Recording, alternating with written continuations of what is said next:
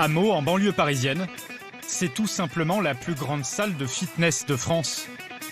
Un plateau de 2000 mètres carrés, avec plus de 80 machines, dont 25 tapis de course, 20 vélos et 8 rameurs. Et c'est loin d'être fini. Juste à côté, il y a une centaine d'haltères pour perfectionner sa musculature.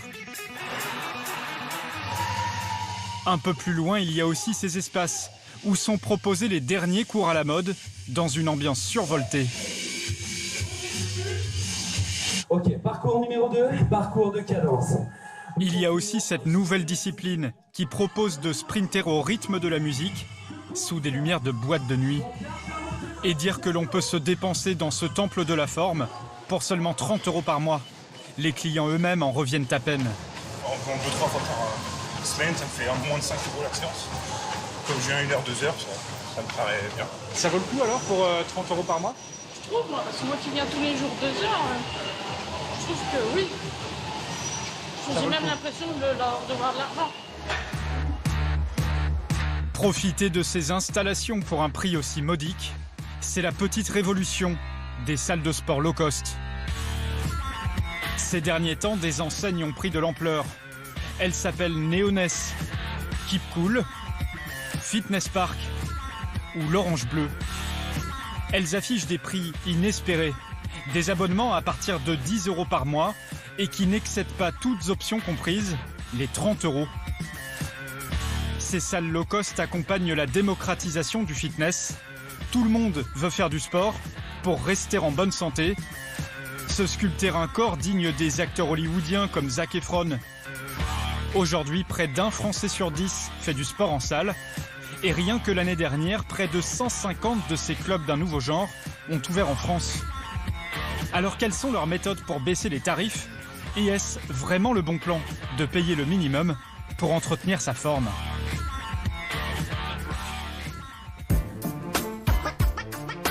Dans ce beau loft de la banlieue parisienne, un jeune couple très complice se prépare à dîner devant l'objectif d'un photographe.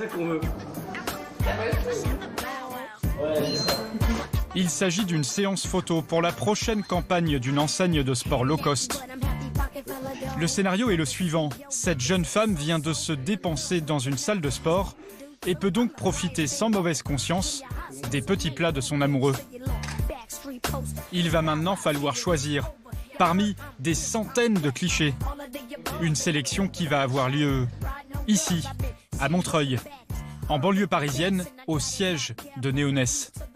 Elle est pas mal celle-là. Elle est pas mal celle-là. Celle-ci, on aime beaucoup, on est d'accord.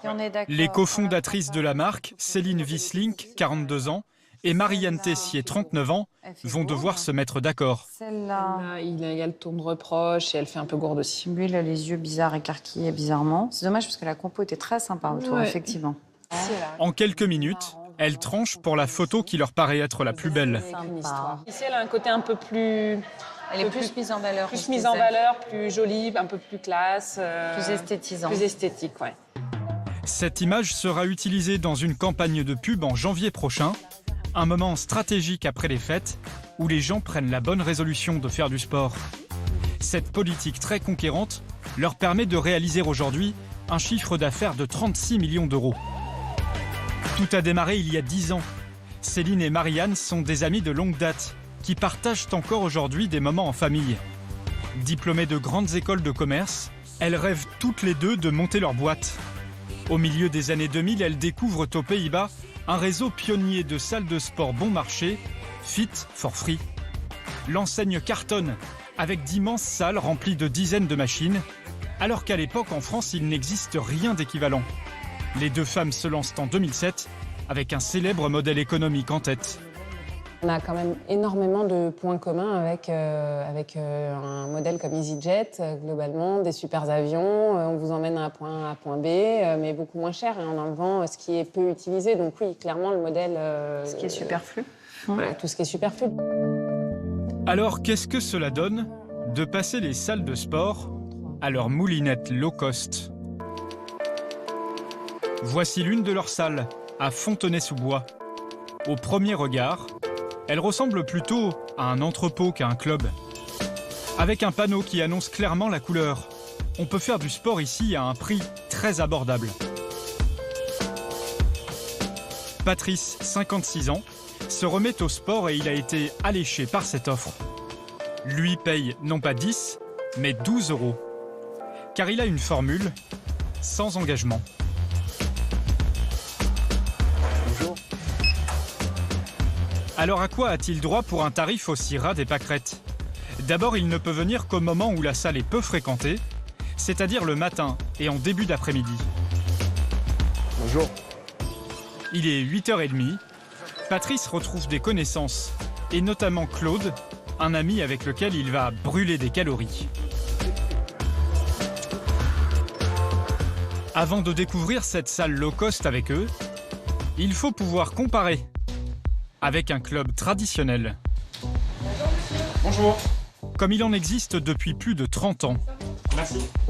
Pour 50 € par mois, vous avez accès à toute heure à des machines haut de gamme. Elles possèdent même un écran individuel qui vous permet d'aller sur les réseaux sociaux ou de regarder France 2 tout en pédalant. Et chez Néonès, que propose-t-on à nos tontons flingueurs du fitness? On va faire du rameur après 15 minutes. Eh bien, ce n'est plus du haut de gamme, mais des appareils simples, sans luxe particulier. On est loin des télés individuelles avec accès Internet. Et ça ne s'arrête pas là. Dans une salle classique, un coach est là pour vous conseiller et vous éviter une blessure en faisant de faux mouvements. Sans jamais remonter trop pour pas vous faire mal. Si vous avez besoin d'être un peu motivé, il y a de nombreux cours collectifs, compris dans le forfait. Patrice, lui, a plutôt intérêt à bien connaître les mouvements, car aux heures qui lui sont autorisées, aucun professionnel n'est là pour le conseiller. Allez-y, on va faire comme ça. Pour se rendre dans un cours collectif comme celui-ci, il doit prendre une option payante à 7 € par mois. Son abonnement passe ainsi de 12 à 19 €. En fin de séance, dans une salle traditionnelle, un sauna est à votre disposition. Et avant de ressortir, vous pouvez même prendre une bonne douche. Patrice peut chercher le sauna longtemps, il n'y en a pas. Quant aux douches, elles sont payantes. Ici, l'offre est plus basique, mais elle lui convient. Le plus important, c'est les appareils. Il y en a suffisamment. Ils sont de bonne qualité, c'est propre. On n'a besoin de rien de plus. Il y a de la musique. Voilà. Il manque quelques jolies filles, éventuellement. Comme Patrice et son copain, ils sont 140 000 abonnés dans toute la France à être séduits par cette offre low cost de Néonès. Pour arriver à des tarifs d'abonnement aussi bas, les deux patronnes compriment de manière spectaculaire ce qui leur coûte le plus cher, la masse salariale. Pour faire tourner une salle de 5000 abonnés comme celle-ci, un club traditionnel emploie jusqu'à une dizaine de personnes à temps plein. Mais ici, c'est la formule minceur. Il y a seulement 3 CDI à temps complet. Le manager, Ludovic, et 2 personnes à l'accueil, comme Diana. Pour les autres, la situation est moins confortable. Mets-toi juste un peu plus devant. Comme pour Patrice. Ouais, exact. Tranquillement pendant 30 secondes. C'est bon? Ce coach en CDI est notamment chargé d'animer de temps en temps la salle. Mais il est à temps partiel, 31 heures par semaine. Certains sont dans des situations bien plus précaires. Il est midi, Magali, 34 ans, est déchaînée pendant son cours de body attack, du cardio très intense. Relâchez, talon-fesse. Talon-fesse. Au bout d'1 heure et quart de travail seulement, c'est déjà terminé pour Magali. Tout est éteint et je peux partir et rentrer. Il a Magali? Non. Première partie de la journée. Et après, je reviens ce soir. La voilà repartie pour son trajet de 30 minutes, porte à porte, entre la salle et son domicile. Une fois chez elle, elle en profite pour faire sa paperasse. Car Magali n'est pas salariée. Elle est auto-entrepreneuse et jongle tout au long de la semaine entre les missions que lui proposent les différentes enseignes de salles de sport. Par exemple, vous voyez, le mercredi 23 août, j'ai fait 3 clubs. Donc, je suis allée à l'autre bout de Paris faire les premiers cours, donc dès 8h30 du matin, au Néonès de Saint-Lazare. Voilà. Après, j'ai filé directement à Fontenay, faire mes cours du mercredi à midi.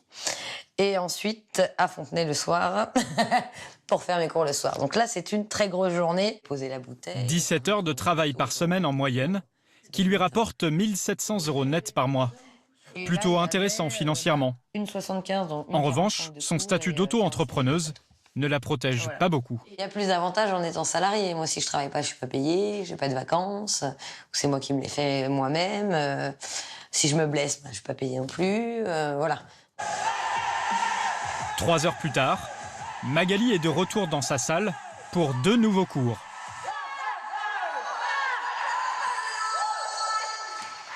Faire travailler des auto-entrepreneurs permet à Néonès de faire une économie de charges sociales, mais aussi de profiter de la souplesse de cette main-d'œuvre, disponible au coup par coup. Pour faire maigrir encore plus les coûts de personnel, d'autres enseignes se montrent, elles, beaucoup plus radicales. Il est 7 h du matin à Paris, dans cette salle Keep Cool. Personne à l'accueil. Vous pouvez chercher dans tous les coins, pas non plus l'ombre d'un coach.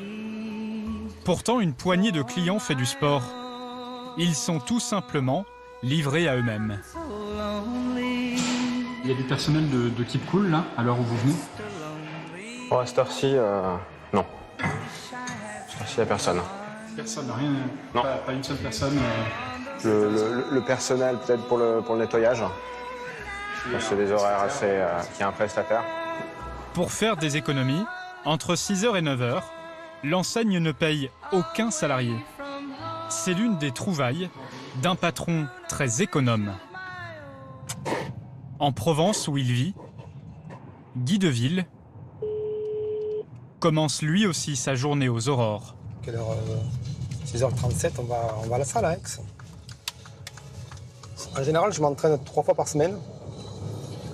Et j'essaie d'alterner, soit je vais à Aix où on a notre club phare, ou au siège où on a un club sous le siège. À 55 ans, il continue de fréquenter ses propres clubs pour se maintenir en forme. Dans ses 180 salles, voici ce qu'il propose à ses clients. Pour 30 €, ils ont accès à des machines dernier cri, cette fois avec écran individuel. Il y a aussi des douches gratuites. Et même un sauna, comme dans les salles haut de gamme. Pour proposer ce niveau de service à un tel prix, Guy Deville a quasiment supprimé les coachs. En revanche, il propose à ses abonnés une sorte d'expérience virtuelle. Bienvenue au cours d'abdos. Je m'appelle Evelyne, prenez votre tapis, allongez-vous sur le dos. Ok, gardez les mains derrière la tête et levez le buste lentement. Ici, les profs sont en vidéo. Et évidemment, cela revient beaucoup moins cher. Ah, tu restes en haut. Du coup, Guy Deville les a généralisés dans toutes ses salles. Et pour dépenser le moins possible, ces vidéos, il les fait produire lui-même à Marseille. On a un public qui a envie de se défouler, mais qui n'a pas obligatoirement fait de sport très souvent. Mais par contre, des mouvements très très simples qu'on va répéter régulièrement. Cette année, il sort environ 160 cours virtuels comme celui-ci pour 220 000 €. Une très bonne affaire, car s'il devait payer des centaines de profs en chair et en os, le coût des salaires exploserait. Ça nous coûterait, je pense, rapidement au moins 10% de plus masse salariale. Donc ces 10% sont importants dans le calcul économique du concept. Ça changerait complètement le modèle économique. Et aujourd'hui, on a un modèle qui fonctionne, on n'est pas prêt de le changer. Ce modèle économique, qui réduit notamment la masse salariale pour offrir les tarifs les plus compétitifs, fonctionne très fort. Que ce soit Keep Cool ou toutes les autres enseignes de sport low cost, d'année en année, avec leurs prix écrasés, elles sont de plus en plus fréquentées, jusqu'à devenir bondées aux heures de pointe. Alors ne finissent-elles pas par être victimes de leur propre succès? Retour à Paris, à 2 pas de la Tour Eiffel, dans cette salle néonesse. Nous sommes lundi, 18 h, c'est la sortie des bureaux. L'un des moments les plus chargés de la semaine. Les sportifs sont à touche-touche et les machines libres commencent à se faire rares. Cette surfréquentation est un vrai problème. Elle a laissé un mauvais souvenir à Alexis, 23 ans, longtemps abonné à cette même salle. Au début, comme beaucoup, il a été séduit par cette offre très attractive. J'avais pris un forfait Simpliness et j'en avais pour 17 €, si je dis pas de bêtises. J'en avais pour 17 €, voilà. Mais au fil des mois, la très forte affluence a fini par lui peser. Nous lui montrons les images tournées dans son ancienne salle de sport. Cette promiscuité, il l'a très mal vécue. On se gêne, c'est pas agréable. Il n'y a pas beaucoup de place, on se marche un peu sur les autres. Lorsqu'on fait un mouvement, on fait toujours attention aux voisins pour pas les blesser. Vous deviez attendre certaines fois pour vous servir des installations? Ça peut être 10-15 minutes, c'est énorme. Des fois même, je me disais, bon bah, aujourd'hui, c'est mort, je fais pas cet exercice. Au bout d'1 an et demi, Alexis a résilié son contrat. Déçu ou démotivé, près de 60% des clients laissent tomber les tapis de course au bout d'1 an.